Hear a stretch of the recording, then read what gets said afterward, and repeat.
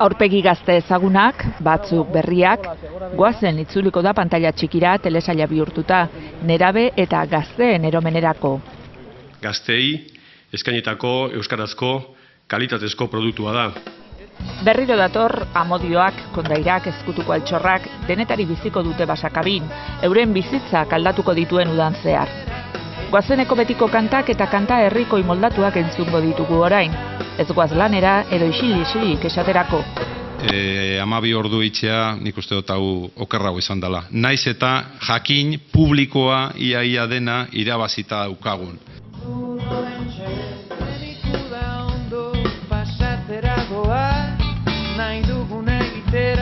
Baina aurten ere nahiko arazo edukiko ditu, eta maitasun kontutan ze pasatzen zaion ikusteko gauza asko aldatu dira eta telesaila jarraitu beharko ezue. Nire zire naiz, bakizue, eta taldeko pijana naiz, eta, ni txintxoa naiz.